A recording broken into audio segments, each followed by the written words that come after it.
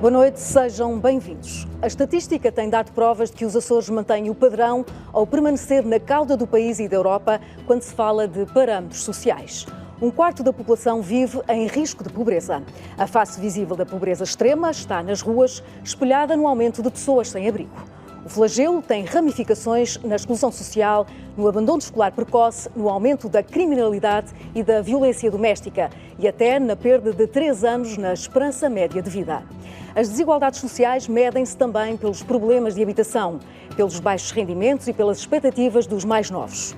1 em cada 4 jovens entre os 15 e os 34 anos não estuda nem trabalha. Apesar do estatuto de ultraperiferia, dos milhões transferidos desde o advento da Comunidade Económica Europeia, a região está longe de convergir com o resto do país. À beira de concluir 50 anos de autonomia, o que falhou neste projeto que reconhece um estatuto político-administrativo próprio para a região? Que fatores estão associados a estas desigualdades? Que medidas, no imediato e a longo prazo, devem ser tomadas? O que se espera dos Açores no futuro? São questões às quais vamos procurar dar resposta num grande debate promovido pela RTP Açores, em parceria com a Universidade dos Açores e a Fundação Francisco Manuel dos Santos, a partir da aula magna. Isto na mesma altura em que é lançado mais um retrato da Fundação dedicado à problemática da exclusão social nos Açores, cujo autor da obra de ficção é o escritor açoriano Joel Neto. Mas antes de passarmos à conversa, vamos olhar o retrato do arquipélago através da base de dados da Pordata. A população açoriana representa 2,3% da população do país. Registra-se um decréscimo nos últimos 20 anos, com uma perda de 5.000 habitantes. A esperança média de vida decresceu no arquipélago na última década. Situa-se agora nos 78 anos, 2 anos abaixo da média do país. O número de nascimentos sofreu um decréscimo em mais de metade. Em 1981 foram registados 4.970 nascimentos, enquanto em 2021 os dados da Pordata apontam para 2.043 nados vivos. A população açoriana está a envelhecer. Há 114 idosos por cada 100 jovens. O poder de compra dos açorianos já registrou melhores números.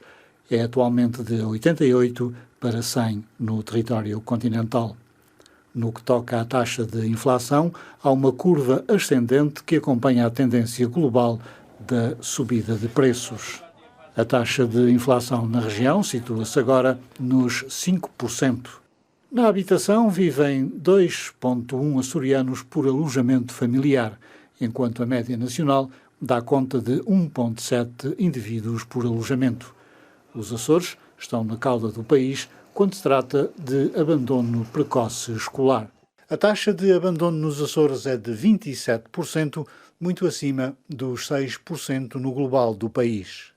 Os jovens açorianos têm também uma maior propensão para desistir ou ficar retidos no ensino secundário. Nos cursos gerais, a taxa é de 12% face aos 8% do país. Na saúde, apesar do aumento do número de médicos, são agora 929, e do aumento de consultas externas, que chegaram às 386 mil, o certo é que os Açores mantêm uma elevada taxa de mortes por tumores malignos, mais 4% do que no restante território. O arquipélago detém 2,2% das empresas do país e gera 2,1% do PIB. A taxa de ativos é de 59% e a taxa de desemprego situa-se atualmente nos 6%. No turismo, os Açores detêm 5,9% dos alojamentos, sendo que o número de dormidas por cada 100 habitantes cifra-se em 616. O número de pensões atribuídas registra um aumento, são agora 64.371, já foram, em 2009, 61.014. Quanto ao rendimento social de inserção, há uma tendência decrescente nos últimos 4 anos. Há um total de 17.280 beneficiários.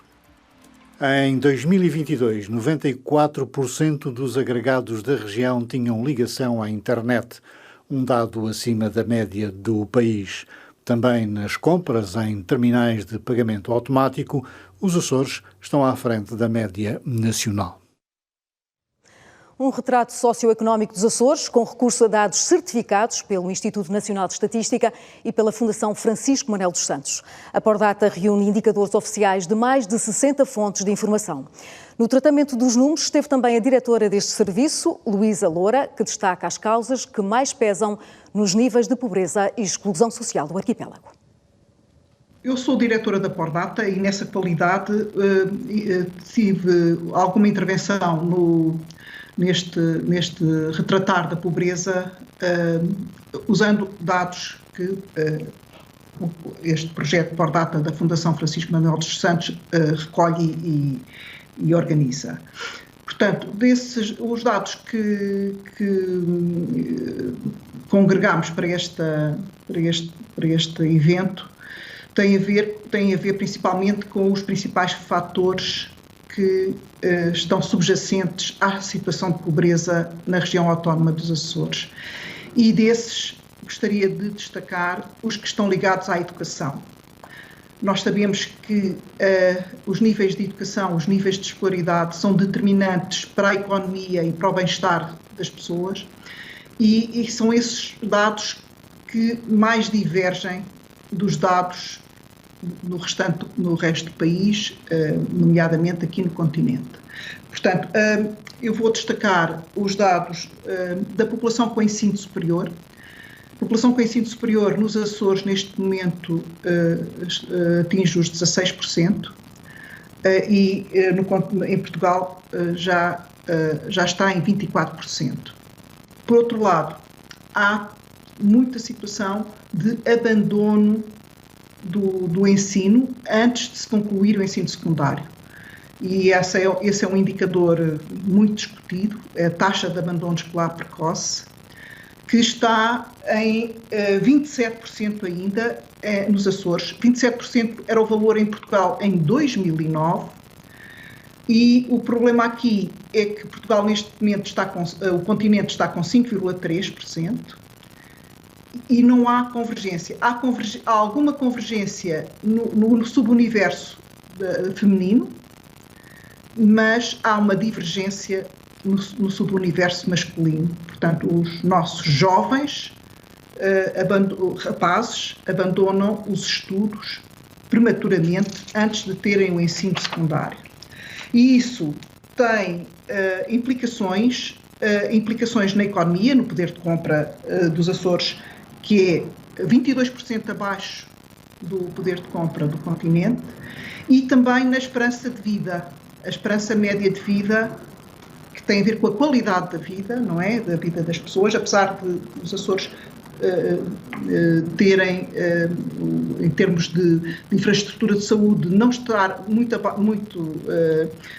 divergente do que se passa no continente, mas o facto das pessoas também terem menos escolaridade acabam por também não levar tanto em atenção aspectos para se protegerem, digamos, e terem uma vida com melhor qualidade, e a esperança média de vida é quase 3 anos abaixo, menos do que no continente.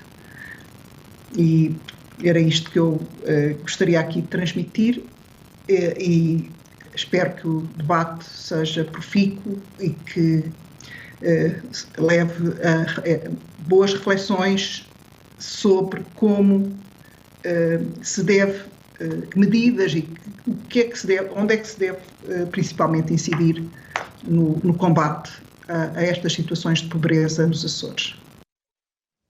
São indicadores que equivalem a histórias de vida de pessoas e que inspiraram a escrita do livro Jennifer ou a Princesa da França, as ilhas realmente desconhecidas, da coleção Retratos. Joel Neto faz a síntese das várias facetas da pobreza, recorrendo às técnicas da reportagem, e constrói uma novela de ficção com 80 páginas. Coloca-se no papel de narrador e testemunha das rotinas de um bairro social.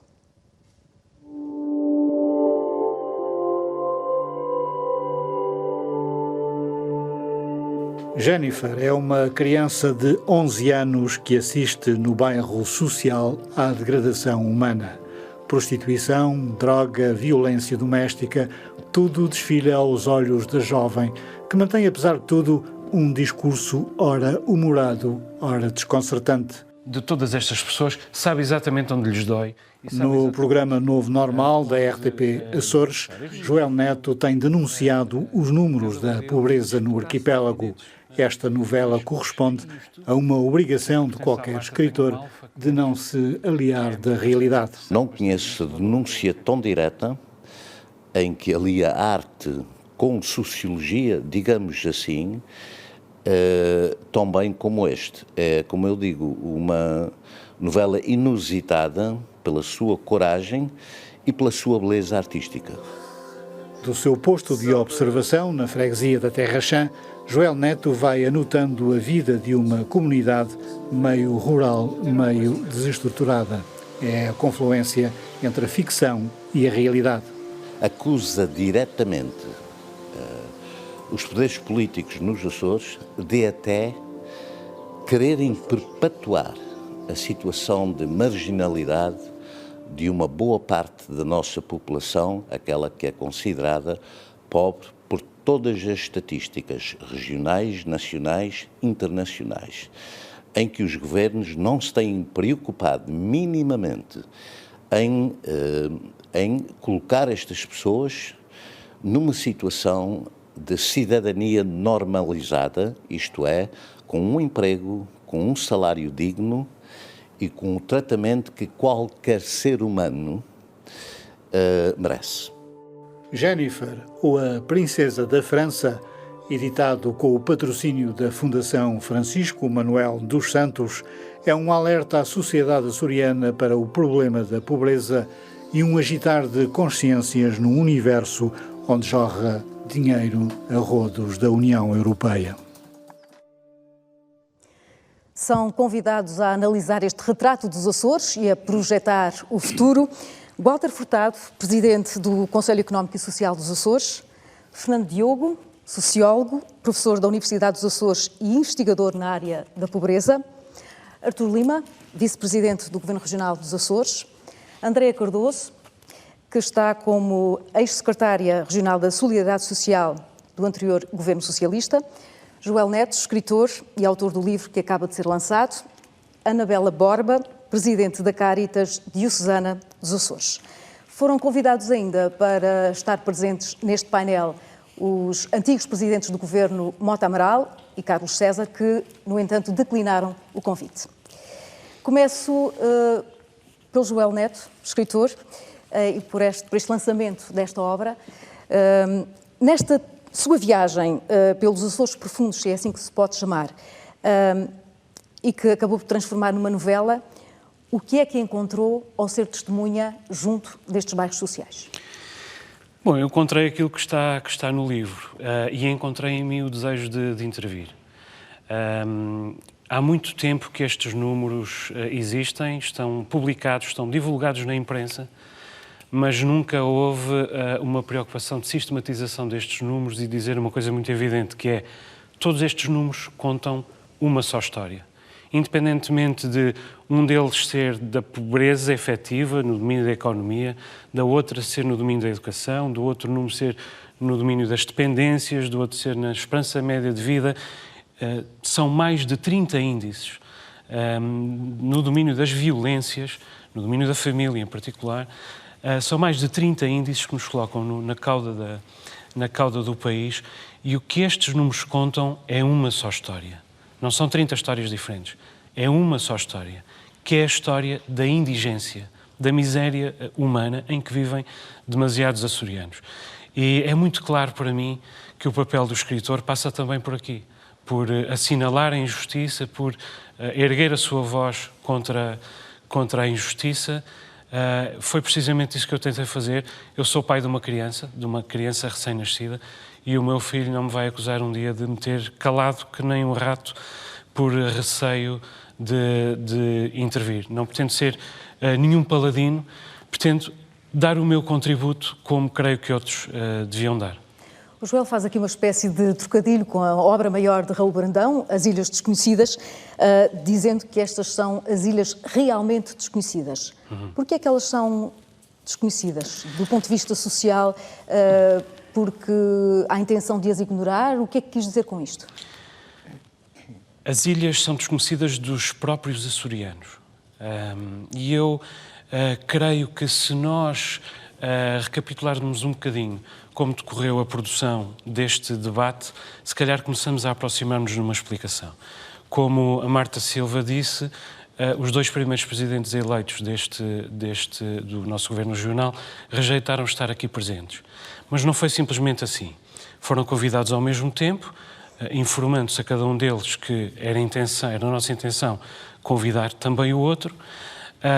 Carlos César demorou muito tempo a responder e, nesse entretanto, Mota Amaral aceitou participar, coisa que eu agradeci, evidentemente, também na expectativa de Carlos César estar presente. Ao fim de várias semanas, Carlos César informou-nos que não pretendia estar presente por 2 razões. A primeira, porque por circunstâncias da sua atividade política não estava nos Açores, e a segunda, mais importante do que isso, porque não se pronuncia sobre a atualidade regional. Bom, do meu ponto de vista, isto não é a atualidade regional, é a atualidade no sentido que é a atualidade há 50 anos. Agora, nesse mesmo dia em que nos disse que não falava sobre a atualidade regional, Carlos César escreveu um post de Facebook de 2.000 caracteres sobre a possível venda em esta pública do Teatro Miramar, essa sim, atualidade regional, atualidade política regional. Na sequência desta recusa, Mota Amaral veio a retirar também a sua presença, o que foi evidentemente para mim bastante decepcionante, porque me parece que este é um assunto que vale por si. Mas acha que é um tema que pode incomodar? Acho que não justifica, é evidente que incomoda, mas não justifica que o primeiro raciocínio de alguém ao ser convidado para um debate destes, por maioria de razão, alguém que tem a responsabilidade, que teve e que tem, enquanto pai do autoproclamado Partido Socialista da região, e o outro enquanto fundador desta região autónoma, creio que o último raciocínio que se devia fazer era se o outro estará presente ou não, porque esse é o raciocínio do domínio do lugar de cada um no status quo regional. E não é isso que está aqui em causa. Aqui estão em causa milhares, dezenas de milhares de pessoas que vivem na indigência e dezenas de milhares de crianças que não têm a mínima possibilidade de ultrapassar a condição de vida dos seus pais. E eu creio que essa pode ser uma das razões para nós percebermos como é que chegamos aqui. Independentemente dos seus méritos e dos seus deméritos no passado, nem Carlos César, nem Mota Amaral, que inclusive se mantiveram durante muito tempo como representantes da região noutros fóruns políticos, nem um nem outro há muito tempo falam sobre a pobreza. E esse tema ficou relegado para as calendas do trabalho meramente técnico, entendido como um trabalho meramente tecnocrático e que não deve ocupar a primeira linha da nossa atividade política. Eu acho que deve. Fernando Diogo, especialista na área social e sobretudo na pobreza, gosta de classificar a pobreza em vários níveis. Pergunto-lhe qual é o perfil do novo pobre, isto após a pandemia, após a guerra da Ucrânia e aquilo que temos assistido ultimamente à inflação e à escalada de preços. Bom, neste momento ainda sabemos muito pouco sobre os impactos dessas coisas, mas aquilo que nós sabemos é que elas não vêm criar propriamente coisas novas, vêm influenciar e afetar as destruturações e as fraturas já existentes, portanto, vem a acabar por agravar um pouco as coisas.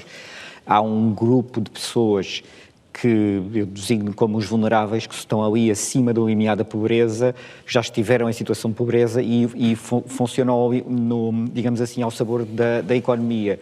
Quando a situação melhora, saem da situação de pobreza, quando a situação piora, são os primeiros a voltar à situação de pobreza. Aquela ideia do novo pobre, de alguém que pela primeira vez entra em situação de pobreza, embora possa existir, não é muito comum. O comum é estas pessoas que andam ali neste ioiô, entrando e saindo da situação de pobreza. E estamos a falar, sobretudo, de uma maioria de pessoas em situação de pobreza nos Açores, que estão organizados em famílias, que trabalham normalmente, muitos são efetivos em diversas instituições, mas que têm a seu cargo adolescentes e crianças, ordenados baixos e, portanto, estão em situação de pobreza feitas as contas no fim do mês. Por outro lado, temos outros que são jovens com mais dificuldade em encontrar emprego e, portanto, têm uma situação de dependência em relação aos seus pais e muitos deles já com alguma idade. São jovens, mas já não são jovens, já são jovens a entrar, enfim, numa idade um pouco mais avançada. E, finalmente, temos um último grupo de pessoas que têm uma relação muito difícil com o mundo do trabalho, têm muita dificuldade em encontrar o trabalho, às vezes não têm muita vontade de se enquadrarem no mundo do trabalho e também é um caso muito complicado. Há um estudo recente e o único estudo feito sobre a população sem abrigo. À saída de uma reunião com o César chegou a referir que, além daqueles números, cerca de 500 pessoas sem abrigo, que acredita que há muito mais. Acha que isto é a evidência de que, a esta altura, algo está mal? Pronto, neste momento é preciso ter atenção a uma coisa que eu acho que não passou muito bem. Quando se fala naquele estudo e naqueles números, está-se a falar de sem-abrigo a partir da definição europeia do que é sem-abrigo. São pessoas que estão na rua, e esses são à volta de 100, pouco mais de 100, e depois todos os outros são pessoas que estão enquadrados em instituições e em quartos particulares e que estão nessa situação porque não têm possibilidade própria de financiarem o seu alojamento. Estão alojados em função daquilo que são os apoios do Estado, através do Governo Regional, da Administração Regional, e os apoios das instituições, que por sua vez também são apoios da Administração Regional, canalizados através das instituições.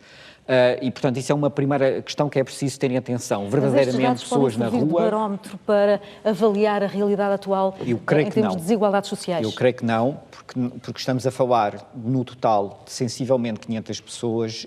Agora, com certeza que são mais neste momento, que aquele estudo foi feito há 2 anos, e então para cá assistiu-se no conjunto do território nacional, com a assinalável exceção do Conselho de Lisboa ao aumento deste tipo de casos, embora haja particularidades no que diz respeito, em particular à cidade de Ponta Delgada, porque é na cidade de Ponta Delgada que está a esmagadora maioria dos indivíduos sem abrigo nos Açores, tem algumas particularidades estes indivíduos que estão aqui na cidade de Ponta Delgada que os diferenciam dos que estão noutros locais e no resto do território nacional. Mas são, de facto, muito poucos, não é? São pessoas que estão numa situação extrema, é verdade, dificilmente podiam estar numa situação pior, mas são, de facto, muito poucos no contexto daquilo que é o volume de pessoas em situação de pobreza nos Açores, que, como sabemos, é infelizmente muito alto e, aliás, até já foi mais alto do que é neste momento. Fernando Diogo, consegue identificar que fatores é que estão associados a este aumento? Sim, neste momento, creio que, depois de conversar com as pessoas que estão no terreno e com os peritos, é possível perceber que há aqui uma confluência de fatores para explicar o que é que se está a passar.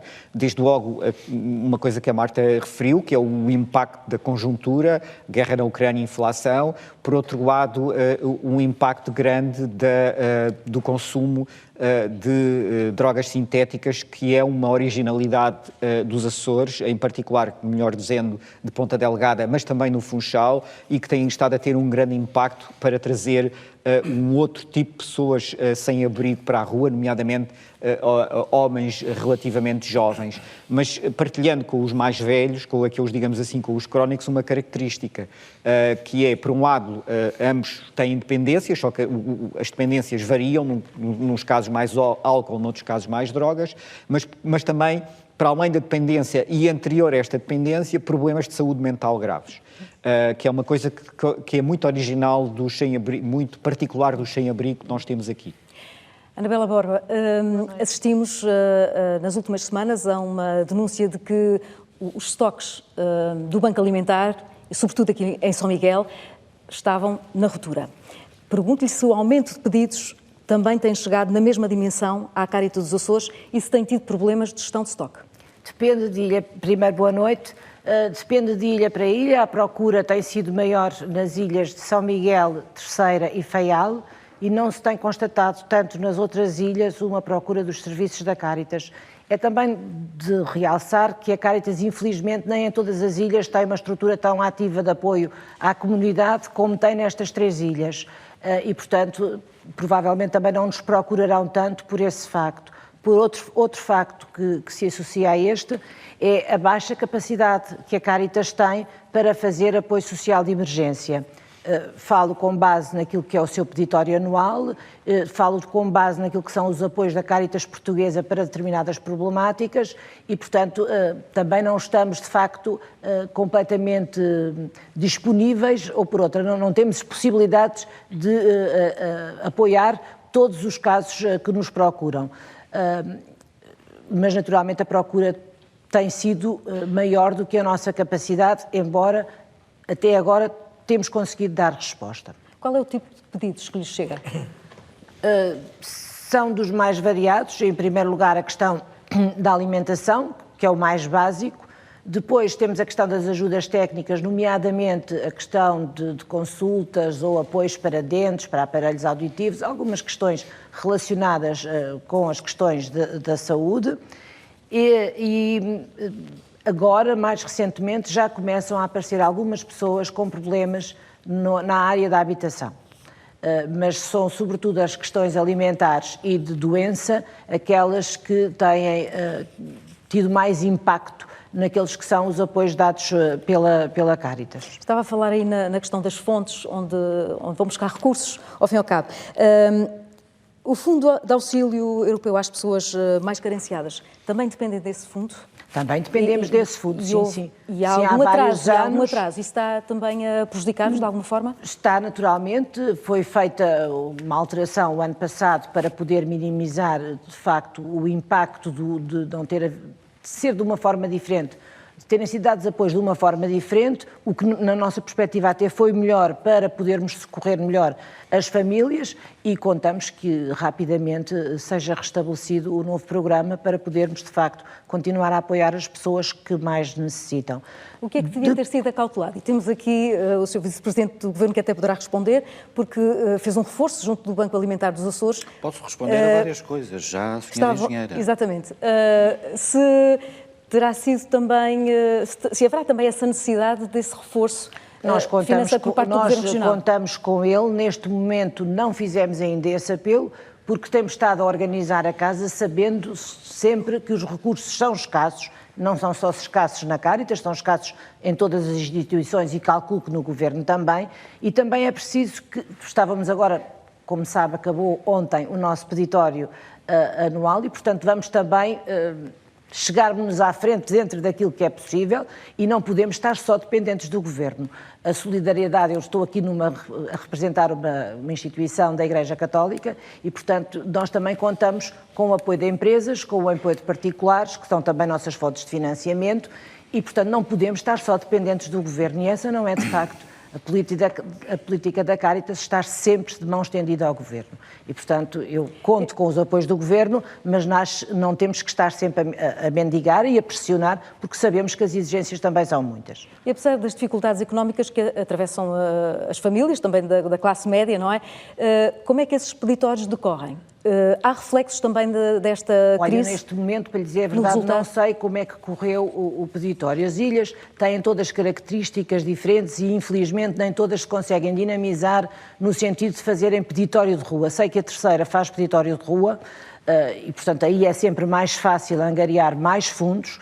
Falo junto do tecido empresarial, não sendo ele muito forte, de qualquer forma contribui e apoia bastante a Cáritas. Nas outras ilhas, umas fazem recolhas de alimentos, outras nem isso fazem, portanto, cada ilha gera, umas não têm voluntários para o fazer, portanto, eu estou aqui a falar de uma diversidade de situações, pronto, que que diverge de facto de ilha para ilha. No entanto, para nós, o peditório anual é uma fonte de rendimento importante e depois dádivas que acontecem ao longo do ano. Walter Furtado, estas estatísticas que vimos há pouco e os indicadores mais recentes apontam para 2021. Não receia que este delay, porque é normal, para recolher elementos não se pode ter estatísticas no imediato e em tempo real. Não receia que as tais ilhas desconhecidas, realmente desconhecidas, que aponta aqui o Joel, sejam bem mais problemáticas daquilo que dizem os dados de 2021? Antes de mais, boa noite a todos, aos companheiros de painel, e, digamos, às pessoas presentes, uma saudação especial à senhora reitora da Universidade dos Açores, que é a nossa anfitriã, e aos seus telespectadores que nos estão a ouvir e ver lá em casa. De facto, estas ilhas desconhecidas são ilhas profundas e existem. Elas são desconhecidas, mas elas existem. Não é? Elas existem. E não haja dúvidas de que o próprio Conselho Económico e Social dos Açores, à sua dimensão, e sendo uma organização independente da autonomia democrática, já realizou algumas ações nessa área, desde logo fazendo uma grande conferência sobre a questão da pobreza, mas recentemente também organizando um encontro sobre os sem-abrigo, cujo relatório e recomendações vão subir a plenário no próximo dia 28 de março. E eu próprio quero agradecer aqui ao Joel também o convite que me foi endereçado e quero, digamos, lhe agradecer o fato, ele agora vai ser apanhado de surpresa, o fato dele, num magistral artigo que escreveu no Expresso, e há tempos, escreveu um artigo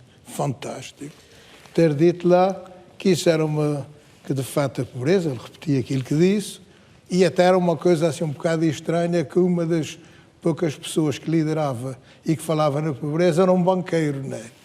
Bem sei que é um banqueiro especial. Então, afinal, que é um Joel não é a única voz a falar no deserto. Um banqueiro especial, que ele faz essa que é um confissão banqueiro reformado, que tem uma reforma de 2.200 euros. Eu não conheço nenhum outro banqueiro que tenha uma reforma dessas. Mas, de qualquer das maneiras, eu só lhe agradeço.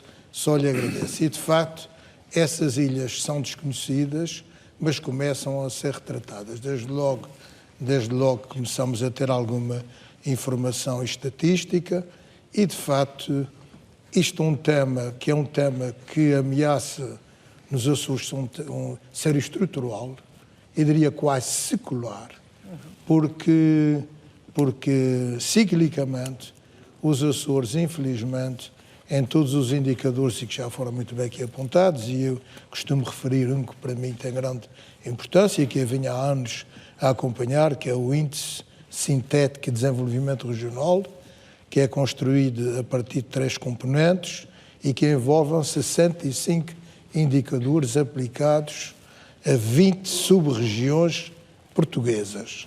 E nós, nesses indicadores, seja os indicadores da competitividade, seja os indicadores da coesão social e económica, estamos, infelizmente, sempre na cauda e apresentamos sempre maus resultados. Aliás, o único indicador em que temos algum retrato e alguma expressão positiva é exatamente na qualidade ambiental, mas que não é suficiente para melhorar as outras. E é nesse sentido, eu juro que ao longo do debate podemos ver as causas, porque isto acontece e, sobretudo, como é que podemos dar um contributo para melhorar a situação. Mas que ela é preocupante, ela existe, não é tão desconhecida como isso, ela existe, e tem uma expressão bem visível em algumas situações que nos Açores começam a ser mesmo fraturantes e a representar, digamos, situações de perigo, eu digo mesmo perigo, evidente. Evidentemente, ainda hoje, e para terminar essa minha primeira intervenção, eu acho que na vida tudo é relativo. Desde logo, esses indicadores que nós tivemos aqui já foram piores. Os nossos hoje, digamos, continuam maus E porquê? Porque os outros melhoraram mais do que nós, mas já foram piores. Mas, por outro lado, eu também, digamos, e queria deixar isso bem ficado nessa primeira intervenção, é de que parece que estamos condenados a continuar nessa situação e eu acho que não estamos. Eu acho que não estamos e que, mesmo com a nossa situação dramática, em alguns casos ela é mesmo dramática, e um dos aspectos tem a ver com a questão das drogas e as consequências e os dramas familiares e as implicações que isso dá. Mas, evidentemente, isso é tudo relativo. Ainda hoje, que me ia dizendo, vendo o açoriano oriental, chamando-no, enfim, uma entrevista aqui do Joel, no mesmo açoriano oriental, tinha uma entrevista de uma senhora recém-chegada da Ucrânia a dizer que isso era um paraíso e era uma maravilha. Portanto, bem sei que a gente estamos a comparar com uma situação de guerra, limite e uma questão de catástrofe total. Mas é para dizer que, infelizmente, existem ainda situações piores do que a nossa, mas temos que melhorar a nossa. Sr. Vice-Presidente, o que é que está a falhar para que existam ainda indicadores que se mantêm, neste caso, acima da média do país? E falamos, por exemplo, em situações como a criminalidade violenta, a violência doméstica, as toxicodependências, não só a pobreza, mas também estas vertentes sociais. Muito obrigado, muito boa noite, saúdo os companheiros de painel e todos que nos estão a ver e ouvir. E agradecer à Fundação Francisco Manuel dos Santos o convite que me foi dirigido pela primeira vez estar na RTP enquanto Vice-Presidente a falar de pobreza. E também dar os parabéns ao João Neto pelo livro que não tive a oportunidade de ler por motivos que já lhe expliquei agora aqui, enquanto estávamos no intervalo, mas dizer-lhe o seguinte, a pobreza não começou nos últimos 2 anos, nem vai, infelizmente, acabar nos próximos 2. Se acabasse nos próximos 8, na próxima década, eu era um homem muito feliz. E acho que é por esse caminho que nós devemos avançar. E acho que o Joel colocou aqui a questão muito focada. Nós trocávamos aqui uma impressão no intervalo, os dois. Nós tivemos em décadas diferentes, uma década fora dos Açores, eu estive uma década fora dos Açores, e o Joel na década a seguir, quando eu volto, ele está uma década fora dos Açores. E quando eu volto, encontro as coisas exatamente na mesma. E o Joel, a mesma coisa. Eu estive 2 décadas. 2 décadas. E o paradoxo é este. No bairro da Jennifer, que é a Terra Chã, nós temos um contraste. Temos o Terinov, com um centro de ciência e tecnologia de excelência, e Paredes Meias temos um bairro social dos anos 80. Portanto, um bairro social de 1981 a 82, que está naquelas condições por reconstruir e que nós agora vamos reconstruir e melhorar. E há um outro dado absolutamente extraordinário de quem teve décadas fora, que é o professor José Manuel Mendes, que é quem vai coordenar o estudo que o Governo encomendou, e já lá vou, que chega, é natural da Praia da Vitória, portanto é um açoriano, natural da Praia da Vitória, é professor catedrático em Coimbra, no Centro de Estudos Sociais da Universidade de Coimbra, portanto insuspeito, não é naturalmente de direita, o Centro do professor Boaventura de Sousa Santos, que é um centro de excelência, tem naturalmente todos os créditos para fazer e toda a liberdade para fazer. E a primeira frase que ele diz, o professor José Manuel Mendes foi meu colega no primeiro ano do ciclo, na praia, aqui na Praia da Vitória, e vem como sociólogo, é colega ali do professor Fernando Diogo, vem como sociólogo para os Açores em 87. E volta a convite do Governo, agora em 2022, e a frase que ele tem é esta. Ele começou a trabalhar em 87, exatamente na Secretaria Regional dos Assuntos Sociais, era então secretário o Dr. Costa Neves, do PSD.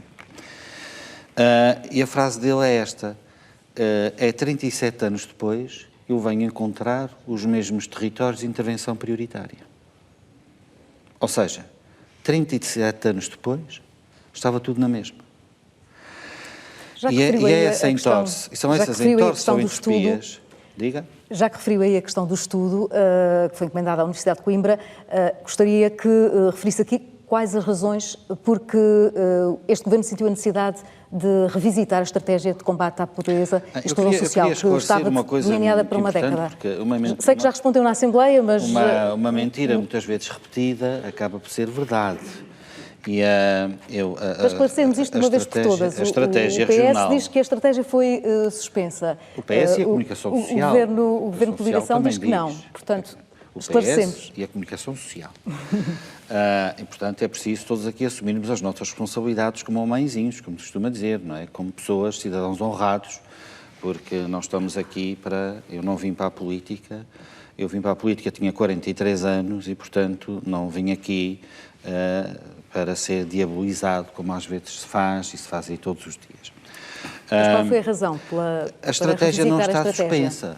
A estratégia está, como tudo na vida deve ser Vamos ter a avaliado. oportunidade de ouvir aqui a Andréa Cardoso, que poderá dizer dos argumentos por que razão atribui a estratégia não está suspensa. à presidência. Aliás, que está, já implementamos 5 que está pontos de estudo, já estão implementados 5 pontos de estudo, continuamos com os ATLs, continuamos com umas creches, só com uma diferença, com uma intensidade absolutamente extraordinária. Enquanto o PS investia, se quisermos ir por esse caminho, ou os anteriores governos investiam 160 mil euros nas creches, nós investimos 3,5 milhões de euros.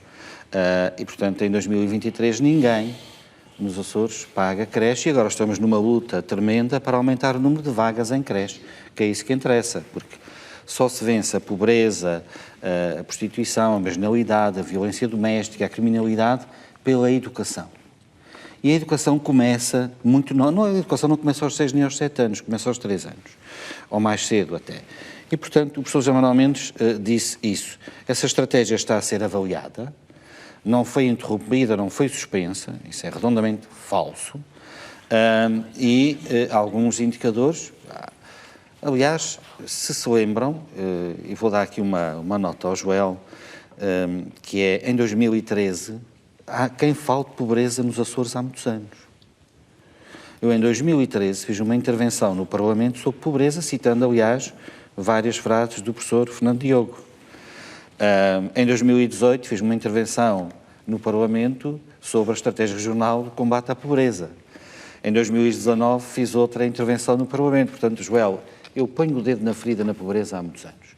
Eu fui criado no Porto de Martins, uma aldeia pescatória, lindíssima, e onde eu vi a pobreza desde pequenino, e vi como é que as pessoas viviam, e também vi como é que eles saíram dela.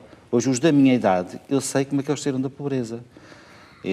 E nós, as pessoas antigas, o meu pai dizia-me que não me queria deixar fortuna, que não nos queria deixar fortuna, que a nossa fortuna era um curso superior. Era o termo que ele usava. E essa é a fortuna que eu quis dar às minhas filhas. E essa é a fortuna que nós devemos querer dar aos nossos filhos, que é educação e um emprego, tirá-los da pobreza. Só há essa maneira. Qual foi o erro até agora e a entropia até agora no combate à pobreza? Primeiro, o termo. A pobreza não se combate. Previne-se, para as pessoas não caírem na pobreza. Há uns que então são é uma das coisas que vai rever já no nome da estratégia de combate à pobreza. A pobreza previne-se. Antes de passar a palavra a Andréa Cardoso, sim, mas para deixe-me só dar ali dois ou três... Rapidamente, para podermos fazer aqui uma primeira ronda por todos. A engenheira, eu chamo-me sempre doutor, mas é a engenheira. Anabela, o seguinte, a Caritas também é financiada pelo Governo Regional há muito tempo e é muito, é milhões de euros e, portanto, não é de uma fonte de financiamento de se desprezar. Portanto, sim, o Governo Regional financia e é muito... para acordos, não é? Estávamos a falar para a emergência social, penso que estamos a falar em coisas bem diferentes. Não, mas o financiamento é de milhões de euros e, obviamente, para acordos, para a creche, para os ATLs, para tudo isso, não é? E, portanto, tudo isso retira as pessoas da pobreza e a Caritas faz um trabalho absolutamente extraordinário. E, portanto, dizer que a fonte de financiamento é apenas esta é... Não, desculpa, a emergência social. Muito rapidamente, para colocar uma última questão e depois passar à Andréa Cardoso. É extraordinário que se está a passar, porque antes haviam queixas que Era uma empresa de Castelo Branco, não chegavam cá os géneros a tempo e horas e que falhavam com o abastecimento e era uma queixa recorrente que se tinha. O que é que acontece? Nós determinamos que tínhamos que fazer aquilo em lotes mais pequenos para que as empresas dos Açores pudessem concorrer e dando, obviamente, uma oportunidade à economia local para daquelas empresas, nos lotes da manteiga, do leite, enfim. Pois olha, fiquem a saber que nenhuma empresa dos Açores concorreu a isto. E, portanto, isso é absolutamente extraordinário. Depois, nós pusemos a seguir o preço, eu próprio, eu sou de terreno, eu não fico em casa nem fechado no escritório, eu vou ao terreno, vejo o preço das coisas, eu fui ao IPAR e vi o preço de uma lata de atum. E disse à doutora Paula Ramos, que é presidente do ICE, e disse, tem que me ouvir um bocadinho. E disse, ponha 30 cêntimos. Temos que dar aqui a oportunidade a todos poderem participar. 30 cêntimos vai ter mesmo que terminar. Acima, peço desculpa, mas vai ter mesmo que terminar. Sim, eu vou terminar já. 30 cêntimos acima daquilo que está à venda no IPAR. Repara, a Marta, mesmo assim, e então, ninguém regular concorreu. os preços? O Governo não pensa em regular os preços? O Governo está a não regular aceitou, os preços. por enquanto, essa perspectiva? Porque o Governo pensa em regular os preços, mas não se regula o preço que há aumentos de de um dia para o outro. 25% que já são uma dificuldade até para as próprias instituições que prestam caridade e que entregam alimentos. Sim, mas então devo-lhe dizer, para a sua informação, e já para a comunicação social, que esse FEAC foi lançado um bocadinho antes desse aumento dos preços. Um bocadinho antes, bastante antes. Que agora, naturalmente, é capaz de estar pior, mas quando o FEAC foi lançado na altura e as empresas açorianas não concorreram, ainda não estava este boom exponencial de inflação. Bom, vamos ter mesmo que dar aqui já a palavra a André Cardoso, pegando nas palavras do Vice-Presidente do Governo, quanto à estratégia de combate à pobreza e exclusão social. Quais são os argumentos que apresenta para dizer que ela está suspensa e por que razão acredita que ela devia ter sido mantida pela década como estava previsto?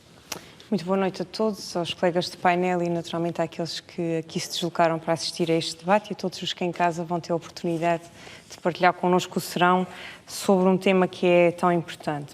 Eu gostava de começar por transmitir o seguinte. O combate à pobreza ou a luta contra a pobreza ou o tratamento deste tema e deste assunto não é uma questão nova nos Açores. Ao longo das últimas décadas, este tem sido um tema muito presente nas políticas públicas regionais e na sociedade civil organizada, designadamente nas IPSS, uma rede extensíssima de instituições que trabalha pela região, mas também, por exemplo, na Universidade dos Açores, que é o Centro da Ciência nos Açores, e que estuda esta temática já há muito tempo. Exemplo disso é exatamente o professor Fernando Diogo, que aqui se encontra connosco. Portanto, não podemos dizer que pela primeira vez há um retrato da pobreza nos Açores com este retrato da Pordata. A pobreza já está retratada, estudada minuciosamente. No limite, poderemos dizer que a Pordata fez um retrato à data de hoje, mas o filme da pobreza tem vindo a ser construído por atores na região ao longo das últimas décadas. Um dos últimos contributos que o Governo Regional do qual eu fiz parte teve a oportunidade de dar para esse retrato, para esse conhecimento da pobreza nas suas diversas formas, foi exatamente este diagnóstico que esteve na base da Estratégia Regional de Combate à Pobreza. Este diagnóstico versava sobre um conjunto de matérias que ia desde a habitação, à educação, saúde, a demografia, economia, rendimento social de inserção, respostas sociais, portanto, foi um vastíssimo, digamos, que retrata o diagnóstico da situação social e da região, e designadamente as questões do desemprego e emprego, naturalmente. Portanto, as ilhas não são desconhecidas dos poderes públicos, não é do Governo Regional, não é da Assembleia Legislativa Regional, não é das autarquias locais e muito menos da Universidade dos Açores. Então, contrapõe a afirmação de Vamberto Freitas, que dizia há pouco na peça que vimos, de que os governos não têm estado minimamente preocupados em colocar as pessoas numa situação de cidadania normalizada. Essa é uma das afirmações que como de que o Governo não conhece a realidade. Tenho a certeza que o Dr. Artur Lima concordará comigo, ou seja, não será com certeza uma questão de desconhecimento da realidade. Portanto, os governos regionais, quaisquer que tenham sido, eles conhecem a realidade económica e social da nossa região. E, felizmente, temos instituições que connosco colaboram ao longo de décadas e que permitem aprofundar este conhecimento, designadamente a Universidade dos Açores. O Conselho Económico e Social tem tido um papel determinante nos últimos anos, claro que é uma instituição uma organização relativamente recente, mas também tem tido um papel determinante a esse propósito. Mas, respondendo à questão que a Marta me colocou e que tem a ver com a Estratégia Regional de Combate à Pobreza foi um compromisso, talvez recuar um pouco.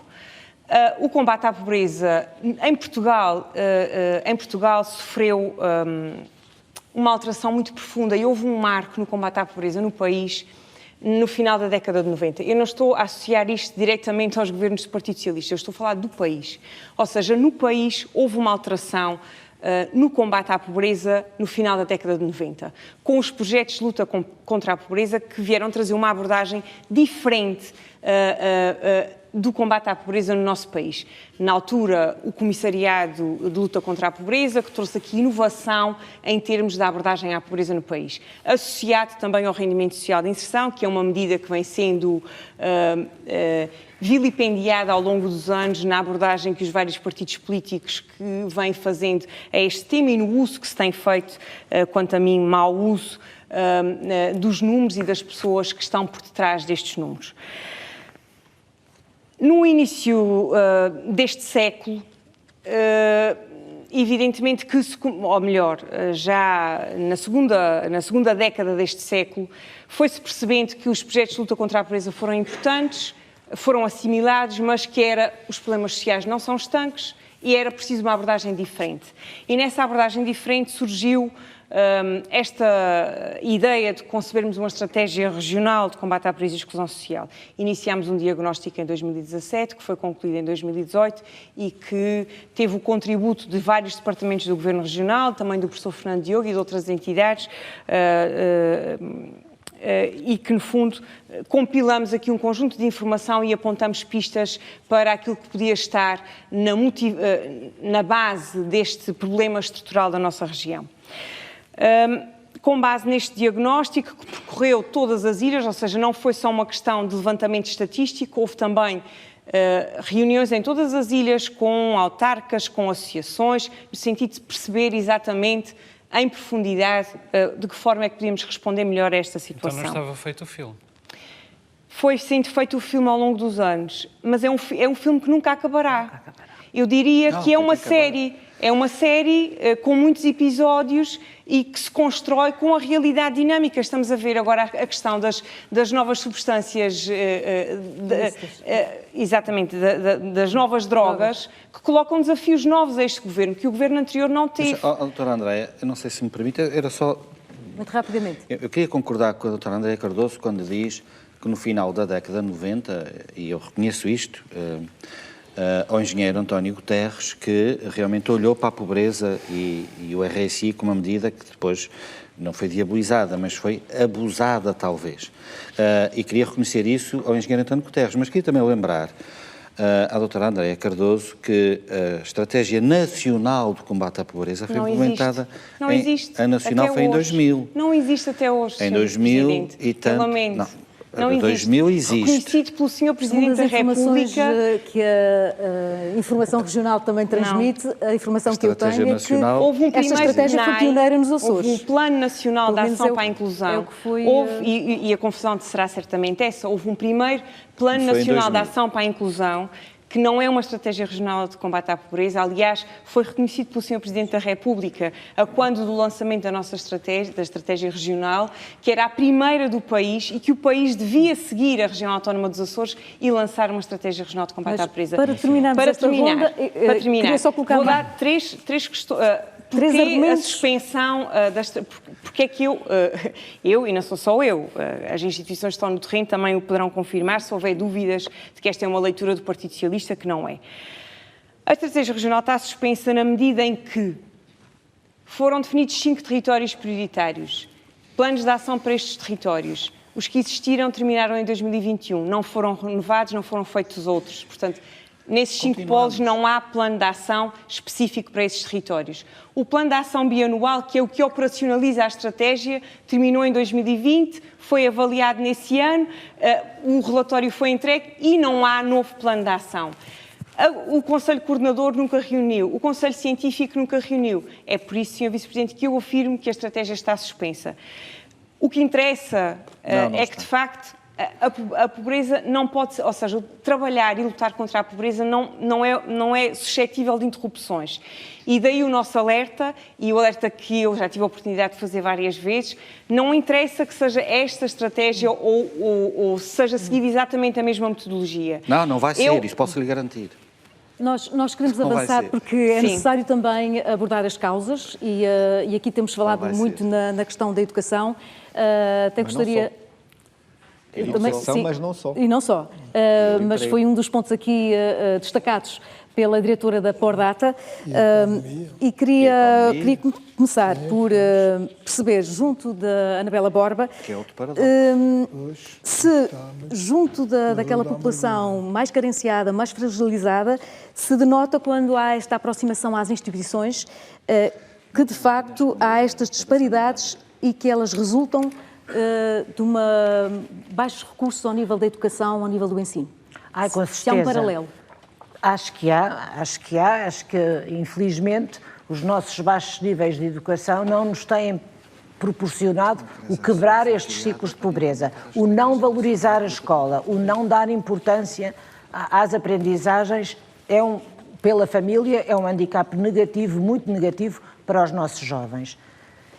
Há questões associadas não só naturalmente à educação, mas também depois ao mercado de trabalho, aos baixos rendimentos das famílias, aos baixos rendimentos que podem usufruir do emprego, que desmotivam ainda mais os jovens. E os jovens hoje, além dos números que sabemos e que temos consciência do insucesso e do abandono precoce, estes jovens não trabalham e não têm grandes perspectivas. Não têm perspectivas porque também não têm conhecimentos, mas não querem ter um salário baixo. E, portanto, é muito difícil motivá-los para as aprendizagens e para trabalho que, de facto, nos Açores e no país não é grandemente remunerado. E, portanto, é um desafio muito grande que temos pela frente, a inclusão destes jovens no trabalho, no mundo do trabalho e das aprendizagens. A vossa instituição, inclusive, tem linhas de formação para estes jovens desempregados. Essas sim, suportadas pelo Governo Regional, mas nunca ficamos só por aí. Nós procuramos até outras fontes de financiamento. Vamos à Fundação Gulbenkian, vamos aos Empresários para a Inclusão, vamos à Associação Nacional de Emprego, para o IAD, porque queremos aprender mais e queremos colaborar com este Governo e com todos os governos na resolução dos problemas sociais. E aí eu também discordo um pouco daquilo que o Joel diz, é que nós nos mantemos muito na tradição e perpetuamos, os técnicos e as instituições perpetuam muito aquilo que de mal feito é pelos governos. Eu acho que não. Eu acho que nós temos, felizmente, algumas instituições bastante dinâmicas e que procuram encontrar respostas para os problemas sociais que sentem pela frente e que são desafiantes para elas próprias. É claro que temos que revisitar muitas vezes, e estamos de acordo com isso, que é necessário revisitar a estratégia contra a pobreza, esta ou outra qualquer. Agora, temos que estar muito ativos, dialogar uns com os outros e, de facto, podermos avançar. E não podemos esperar nenhum tempo para que os avanços sejam feitos, porque estamos a perder gerações de jovens e todos sabemos que a pobreza infantil, que ela por si não existem em famílias pobres, é de facto um grande handicap e uma vergonha, eu diria, para a justiça e para as sociedades atuais. E, portanto, o nosso desafio e a nossa construção, com este ou com qualquer governo, é sempre a mesma, a procura de soluções para melhor servir. Joel, pegando precisamente nesta deixa da Anabela Borba, esta Jennifer, com 11 anos, uma criança com 11 anos, que tu descreves que é protagonista desta história, ela falta à escola, prefere trabalhar na lavoura, prefere ajudar a vizinhança em trabalhos práticos. O que é que a escola não está a ser capaz de dar a estas crianças que vivem no limiar da pobreza? Eu gostava de dizer previamente 2 ou 3 coisas. Discordo radicalmente do Sr. Vice-Presidente quando diz que a pobreza não se combate, previne-se. É evidente que a pobreza tem de se prevenir, mas entretanto há 2 gerações afundadas na pobreza e não se pode deixar essas gerações sem socorro. E, portanto, é preciso prevenir a pobreza, mas durante 2 ou 3 gerações é preciso também combater a pobreza que já existe. E é preciso uma estratégia para isso. Eu não disse exatamente aquilo que a engenheira Anabela Borba... É propriamente um combate que ninguém do outro lado responde. Portanto, não é um combate. Certo, é uma metáfora. O escritor pode usar essa expressão. Eu não disse exatamente aquilo que a engenheira Anabela Borba me denunciou como tendo dito. Na verdade, o que eu acho é que o tema tem de estar na primeira linha do debate político. E não está na primeira linha do debate político. Não está. Aliás, não estava até termos um governo, curiosamente, eu já lhe vou dar esta, Sr. Vice-Presidente, até curiosamente temos um governo de direita, apoiado pela extrema-direita. É paradoxal, mas efetivamente, por muito paradoxal que seja, na verdade um oxímoron, na verdade, é a primeira vez que nós temos o combate à pobreza no topo das preocupações. Se essa promessa efetivamente se está a coisificar, bom, não sei. Para já só tenho visto palavras e os primeiros números que há para apresentar, suponho que o trabalho que está a ser feito venha a produzir melhores números, mas os primeiros números que há para apresentar não são positivos. Na verdade, quando a doutora André Cardoso descreve um trabalho afincado de décadas, isso só pode deixar-me perplexo, porque os resultados são nulos. São visíveis, não?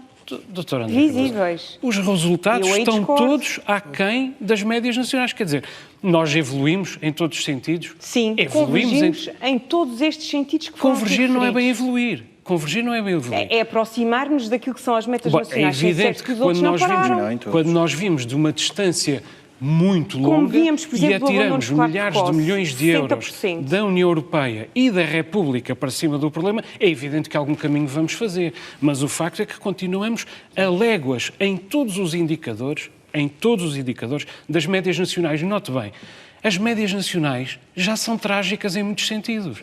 Portanto, as médias açorianas ficarem a léguas das médias nacionais é a tragédia humana.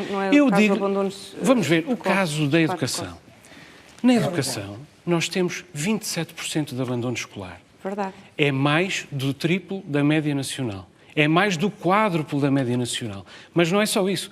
É a maior taxa de toda a União Europeia, incluindo todos os países de leste, todos os países que há muito pouco tempo estavam a viver um período de absoluto caos pós-queda do comunismo. E, portanto, nós estamos a léguas destes países, quanto mais da média nacional, quanto mais das médias europeias. E de onde é que partimos? Joel, peço que sejas breve, porque viemos de muito longe, mas o discurso... 60% do território nacional já... Doutora, exatamente. 40, aqui estamos de acordo. A questão é esta, doutora André Cardoso. O discurso de que antes da autonomia estávamos muito pior já não serve. Entretanto, houve milhares de milhões de euros da União Europeia e da República a jorrar da torneira que temos aberta no quintal. Nós não podemos apresentar estes números. E aquilo que eu posso esperar da parte dos governos, dos anteriores governos e dos governos fundadores desta região é a humildade de dizer: nós fizemos o melhor possível. Fizemos o melhor que conseguimos e agora estamos aqui disponíveis para repensar como é que se vai fazer, porque manifestamente o que se fez não resultou. Tenho mesmo que avançar aqui para o Fernando Diogo. Quero falar sobre causas. Ok, causas, porque fala-se muito que a educação, e temos ouvido isso aqui, que é no fundo um fator que influencia a permanência e os ciclos de pobreza, mas também lá está, quer dizer, uma consequência, não é? A educação é muito importante como causa. Eu devo dizer que há mais de 20 anos que tenho vindo a identificar a educação como o principal desafio ao desenvolvimento dos Açores. Eu devo dizer que durante esses 20 anos, só nos últimos 4, 5, 6 anos é que eu comecei a sentir pelas elites, e portanto isto vai muito para além dos responsáveis políticos, são as elites que há alguma ressonância de que estavam realmente a ouvir alguma coisa sobre isso. Eu devo dizer que eu assinalo como o primeiro investimento sério, que vale o que vale, mas o primeiro investimento sério no combate aos problemas da educação nos Açores, para além da construção de infraestruturas. o pró-sucesso, que antes disso era a construção de infraestruturas. E isso remete-nos para aquilo que é um outro problema, uma outra causa. Temos estado aqui a falar muito nos milhões e que os milhões não tiveram efeito. E a questão que se coloca é porque é que os milhões não tiveram efeito, não é? E eu cristalizo esta falta de efeito dos milhões numa ideia que é a ideia de mentalidade retundista. O que retundista é uma palavra que eu inventei e que vem de retunda, não é? Que é o equivaler o desenvolvimento à construção de obras públicas. Rotundas, polivalentes de serviços, escolas, estradas, museus, o que quer que seja, obras públicas, obras que enchem o olho, que se vêem. Não é? E esta mentalidade rotundista é uma coisa que está disseminada por toda a sociedade, desde logo pelos responsáveis políticos, é claro, mas aqui os responsáveis políticos têm umas costas demasiado largas, porque as elites em geral, as pessoas são responsáveis nas várias ilhas, nas várias freguesias, nos vários concelhos e pela população em geral. Portanto, há esta ideia de que é com obras públicas que se resolve o problema do desenvolvimento dos Açores, e não é. As obras públicas têm um impacto muito pequeno, muitas vezes nulo, no desenvolvimento dos Açores. E é por esse sentido que podemos coligir por essas ilhas fora, elefante branco atrás de elefante branco, obras públicas que têm um impacto negativo, um impacto nulo no desenvolvimento dos Açores e onde se gasta muito dinheiro. Há até concelhos em que a maioria das obras públicas, para não dizer quase todas que existem nesse concelho, são obras falhadas neste sentido de não terem impacto no desenvolvimento do concelho. Há um déficit na aposta dos recursos humanos, é isso? Há um indicador que nos chama a atenção, que é a questão dos investigadores. Os Açores, por cada 1000 habitantes, tiveram uma redução de 4 para 2, enquanto que a nível nacional a massa crítica está a perder-se nos Açores. Isso é um indicador. É um indicador. E nós temos, de facto, nos Açores um problema que é o envelhecimento da população docente e dos investigadores. Isso é um problema, é um desafio. Não é? Os mais novos são as pessoas da minha geração, que já não olhando para mim já se percebe que eu não sou muito novo, não é? Embora ainda tenha uns anos de uso. Agora, a questão que se coloca é uma questão política em sentido lato, não em sentido política partidária, Assembleia Regional, Conselhos, essas coisas, não, no sentido de tentar lidar, que isto é um problema muito sério da mentalidade rotundista e de procurar outras formas de procurar o desenvolvimento dos Açores. Esta é uma. A questão da educação, temos estado a falar nela. A questão do abandono escolar precoce de educação e formação é uma questão do qual eu tenho vindo a chamar a atenção e que é muito relevante, que foi um indicador criado pela União Europeia no ano 2000 para, enfim, monitorizar a capacitação dos europeus naquilo que diz respeito à sua capacidade de concretização económica, mas tem impactos muito para além disso. Por exemplo, há bocado falava-se da taxa de mortalidade, da esperança de média de vida ao nascer, peço desculpa, e diz-se que esta é de 2 a 3 anos inferior à média nacional, dependendo do ano do cálculo. Eu estou profundamente convicto que um pesado investimento na saúde vai ter um impacto nulo ou muito pequeno nesta taxa, porque o problema que se coloca aqui é um problema de literacia da saúde, logo de competências escolares que é preciso dotar a população. Depois, quando nós falamos em educação, tendemos a ter uma ideia que é falar na educação inicial, ou seja, dos jovens e os adultos que estão no sistema de ensino, que estão no sistema produtivo. É preciso também melhorar, de facto, a formação para estes adultos. Formação contínua. E ainda não falámos na terceira coisa, que também tem uma importância fundamental, que é a questão da economia. Nós, neste momento, estamos adiantados a passar da monocultura da vaca para a monocultura do turista. E a questão que se coloca é que a monocultura do turista não é solução para o desenvolvimento dos Açores. É evidente que não estou a dizer para se deitar o turismo fora, não estou a dizer deite-se fora o bebê com a água do banho. É evidente que devemos continuar a apostar no turismo e por aí fora, só que o turismo não chega. E além disso, que turismo? Não é? Com os ordenados que se pagam, aquilo que é exigido no turismo, e aqui incluindo também o canal Oreca, portanto os restaurantes, por exemplo, aquilo que se paga é baixo e há forte sazonalidade, as grandes exigências do ponto de vista dos horários, da penosidade do trabalho neste setor e, portanto, o turismo não é o melhor setor para promover o desenvolvimento dos Açores, sobretudo quando é em regime de monocultura, como é o caso que está a acontecer. Vai ter que decidir. Ou a monocultura da vaca ou a monocultura do turismo. Então, e não pode ser E há uma uma questão de monocultura? altura. Então não pode ser. Então, mas tem que ser uma monocultura. multicultura, É uma neste caso. terceira alternativa. Terá que ser multicultura. Tem que ser multicultura. Pois, Walter claro. Furtado. Que é Walter Furtado. não pôr os ovos todos no mesmo que é a cesto. monocultura do Não é? turismo. Já E não é temos a da preciso uma vaca, Covid esta para é mais perceber que o uma. cesto é outro nome, frágil. mais uma também. Bom, Temos Walter que arranjar Furtado, outra. no fundo, como é que vê a relação entre estes indicadores da educação? E temos também aqui um dado que não falámos ainda, que tem a ver com a questão da formação superior. Há uma diferença substancial em relação aos licenciados da média do país. É necessário para o desenvolvimento económico massa crítica, educação como base de impulso económico? é tudo verdade, mas eu queria fazer uma primeira precisão para saber de que é aquilo que estamos aqui a conversar e a falar. O risco de pobreza é medido por um indicador. E esse indicador é calculado da seguinte maneira.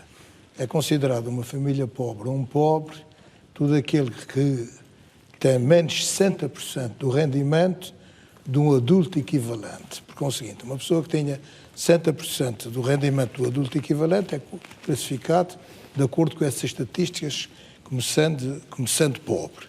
Por conseguinte, a solução da pobreza e a melhoria deste indicador não é preciso ser grande um doutorado na matéria, é melhorar os rendimentos e aumentar os salários, o rendimento.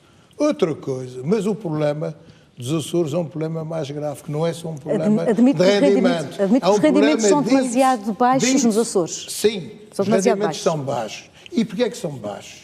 Porque nós temos, desde logo, e eu queria aqui referir isso, uma situação, e isso dou razão aqui ao Joel, que é uma grande indiferença na nossa sociedade. A nossa sociedade vive uma situação, nessas últimas décadas, diria eu, de indiferença. Não é? Praticamente o mundo parece que só gira em torno dos políticos. Eu também tenho responsabilidade nisso, não é? Mas em torno dos políticos, a sociedade civil está à margem de tudo, não é? E os políticos, alguns pensam que o mundo começa neles e acaba neles. E por conseguinte, a primeira situação aqui nos Açores é quebrar a indiferença. Porque a indiferença é um grande inimigo do desenvolvimento, da integração, da coesão, da participação cívica nos problemas. Não há participação cívica. Há muitas instituições, mas não há participação cívica. A começar logo pelas eleições. Consciente as nossas... E aí, as que têm maior participação são as autárquicas. Mas mesmo assim, com taxas, são consideradas demasiado são as distantes. maiores, apesar disso, são os autárquicos que estão mais próximos do povo, quer nas juntas de freguesia, quer nas câmaras, e conseguem mobilizar. E uma das razões é muito simples. Há muita gente que não vota, que diz isso é tudo igual, é tudo a mesma coisa. Para que é que eu vou votar? E não é verdade. Consciente, nós temos que quebrar com a indiferença. O segundo pilar, que é para mim um pilar fundamental nos Açores e que ninguém fala. E quando se fala, tudo é só, quer dizer, ninguém quer que se... Toda a gente reclama que se modifique e mude as coisas, desde que não chegue ao nosso quintal. Não é? É verdade. E por conseguinte, desde que não chegue ao nosso quintal. E há aqui, de facto, um problema nos Açores, que a gente já vê que isso não está certo, não está dando bons resultados, de organização política e administrativa. Começa na própria organização administrativa do território, na organização política do governo, depois passa para as autarquias, para as juntas de freguesia, vai às instituições. Nós temos o maior, eu no outro dia disse isso num debate, o maior exército de instituições que existe, talvez no mundo inteiro, por metro quadrado. Conseguinte, se a gente fosse aqui nomear, e acho que essas instituições, e que são muito válidas, mas tem que ser, mas eu quero concluir que depois vai às empresas, as próprias empresas também têm um problema de organização, de competitividade e de produtividade, e acaba nas próprias famílias.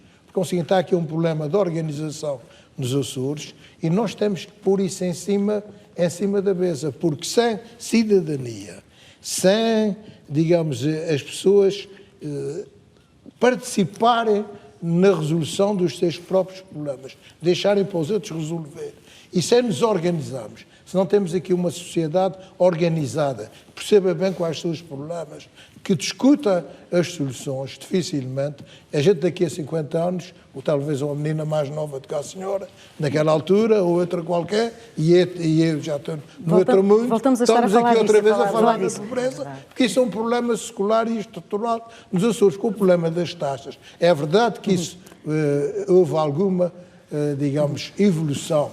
A taxa de abandono escolar, de facto, era E voltando precisamente certa, a essa questão... Mas atualmente ainda é 4 vezes ou 5 que nós temos a pior taxa da União Europeia de abandono escolar. Nós não podemos estar satisfeitos com uma situação dessas. Voltando precisamente a estes indicadores da taxa de abandono escolar precoce, isto significa que o Prosucesso, que foi iniciado em 2015-2016, não atingiu as metas pretendidas? O Prosucesso que foi lançado em 2015 tinha essencialmente 2 grandes objetivos e um deles, de facto, era a redução da taxa de abandono escolar precoce, sendo que o outro era o sucesso escolar ele próprio. E acho que é importante que se diga que há um percurso relevante na educação na região. Desde logo ganhamos uma batalha que foi a batalha da frequência. Isto é tudo muito interessante, mas é preciso relembrar, e talvez já aqui pessoas com memória suficiente, como eu, para nos recordarmos todos o que é que eram as taxas de desistência há 20 ou 25 anos atrás. Eram gigantescas as taxas de desistência. E esse percurso e esse caminho de valorização da escola e da frequência foi ganho. Essa é uma conquista. É preciso ainda ganhar a batalha do sucesso escolar, com certeza que é. Não está ganha, não está. Não atingimos os níveis que desejamos, não atingimos. O processo era importante e foi importante, com certeza que foi. É preciso perceber que o processo tinha um conjunto de metas aos mais diversos níveis. Posso dar, por exemplo, começar pelo exemplo da taxa de pré-escolarização, ou seja, da frequência do pré-escolar. Nos 5 anos, a região tem 100% de taxa de frequência do pré-escolar. Isto porquê? Porque é preciso lembrar, e ainda ontem li um artigo muito interessante a propósito de pobreza e um estudo interessantíssimo sobre essa matéria, que revelava a importância que tem a frequência, quer das creches, quer do pré-escolar, como combate à desigualdade desde a tenra infância. E este aspecto é essencial e foi definido como objetivo do Prosucesso, designadamente aumentar os níveis de frequência nos 3 anos e nos 4 anos, metas que estavam alcançadas, as intermédias, naturalmente, em 2020 e 2021.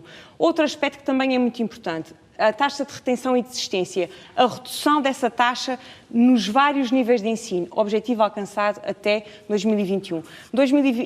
Até 2020. 2021, as taxas de retenção aumentaram em todos os níveis de ensino. É preciso perceber porque é que isso aconteceu, porque é realmente um revés em relação àquela que era a tendência que já se vinha verificando há mais de uma década na nossa região. E é preciso perceber como é que isso aconteceu, tenho a certeza que o Governo fará, porque é importante retomarmos o trajeto de convergência com o todo nacional.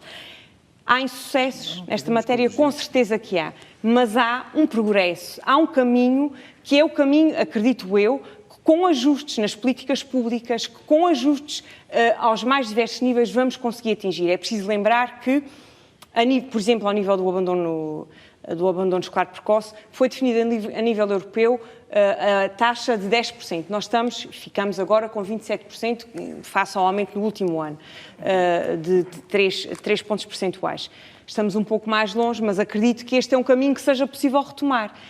Mas é importante, mais uma vez temos aqui um exemplo de uma estratégia para o sucesso, uma estratégia há 10 anos, que foi interrompida. O atual Governo comprometeu-se com uma estratégia para a década. Essa estratégia não é conhecida ainda. Estamos outra vez num limbo. Nem o processo está em execução, nem a estratégia para a década está a ser implementada. E o que é facto é que no último ano, que há dados estatísticos, há um revés em termos de retenção e desistência. É uma crítica, Sr. Vice-Presidente, com certeza que é. É um alerta, com certeza que é. É importante que o Governo olhe para esses dados e que retome o caminho de convergência que vinha sendo seguido. Mas qual convergência, senhora? Sr. Vice-Presidente, pegando aqui nas palavras da Andréa Cardoso, o que é feito do processo? Isso depois de uma avaliação externa que foi feita em 2021, acabou por se referir que nada ficou definido. O processo fala por si. O que é que se pretende implementar ao nível da educação, para contrariar estes dados? Ora bem, eu não queria estar aqui a politizar a pobreza, que é isto que se tenta fazer, eu não queria ir para esse caminho, mas já que a doutora Andréa Cardoso quer, eu vou dar então 3 ou 4 exemplos. Olha, eu gostaria de lembrar, em primeiro lugar, que o primeiro grande programa de combate à pobreza em rabo de peixe foi com os fundos EFTA, em 2004. Está toda a gente lembrada neste painel e se calhar nesta sala estão lembrados disso. Qual foi o resultado disso? Era bom, porque eu vejo aí agora muitos comentadores de bancada a falarem de pobreza e alguns que tiveram responsabilidades diretas nesse programa da EFTA, em rabo de peixe, e era bom. As coisas têm que ter avaliação, o que quer que seja. Que o banqueiro, o Dr. Gorta Furtado, sabe, avalia os resultados da sua instituição, do seu banco, e, portanto. Mas, já que se quer falar... Não vai à falência. Mas não vai à falência, esse é que é. Não vai à falência, espero que mas, isso é que é. Em 2005, e não podemos estar aqui a esconder a cabeça na areia. A pobreza nos Açores é um problema sério. E este Governo, desde o primeiro dia, o Sr. Presidente deu instruções claríssimas, está no programa do Governo, de enfrentarmos a pobreza e arranjarmos uma nova estratégia, uma nova abordagem à pobreza. E nós, apenas 12 meses depois de estarmos no Governo, 12 meses depois, fizemos. E porquê? Porque eu entendi, foi mais que um cargo que ele me tenha dado, foi um encargo que ele me deu, o Dr. José Manuel Bolheiro, Presidente do Governo. E, da análise que fizemos, havia algumas entropias no sistema que era preciso uma nova abordagem. Eu não estou a criticar-se a outra, eu não critico quem fez e quem estudou a pobreza nos Açores, estou agradecido a quem as pessoas deram esse contributo. Mas também percebem que às vezes temos de ter um olhar de fora, para até compararmos uma coisa com a outra e vermos qual é o melhor caminho. O Dr. Fernando Diogo disse, e eu reconheço e agradeço-lhe o trabalho, e naturalmente voltaremos a precisar dele, que fez, e eu julgo, muito obrigado, e julgo que é dessa análise objetiva que vamos ter, e dessa abordagem à pobreza com realismo, sem ser tremendista, mas realista, e não vamos esconder a dizer que evoluímos, porque não evoluímos, nós estagnamos, e em alguns sítios até paramos.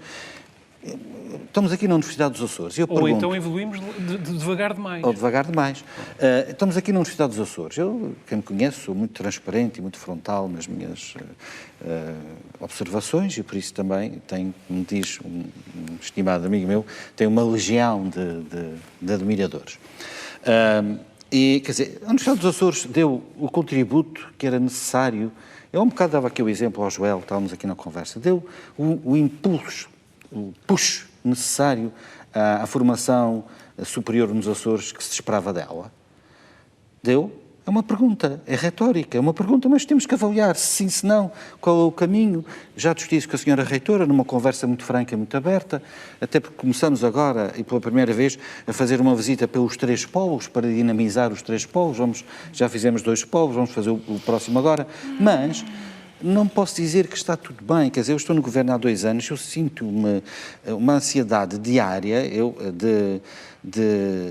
porque me pesa a pobreza das pessoas, porque me pesa a doença das pessoas, e os mais pobres são as crianças, os mais pobres são os idosos. Eu tenho muito orgulho que este Governo tenha aumentado, por exemplo, o complemento regional de pensão, que mais uma vez foi uma medida da direita, ao Joel, em 96, 97, não foi uma medida da esquerda, o complemento regional de pensão. 96, 97 estava o Partido PS Socialista no poder. Sim, mas não tinha maioria e o CDS e o PSD, o PSD e o CDS... Vou abreviar já. Estamos à beira do intervalo. Sim, vou abreviar, mas eu vou dizer 2 ou 3 coisas, que se me permite, muito Marta, rapidamente. Que é, nós aumentamos, que teve parado, estagnado, isto é uma medida de combate à pobreza, de disponibilidade do rendimento extraordinária, que é aumentar o cheque pequenino de 54 euros para 97 euros. Isto em quem recebe 228 euros ou 278 euros, ter um aumento de 50 euros no seu vencimento é absolutamente extraordinário. Mas não tira ninguém da pobreza, Sr. Vice-Presidente. Mas não tira, mas mitiga um bocadinho, Joel. É uma medida em progresso.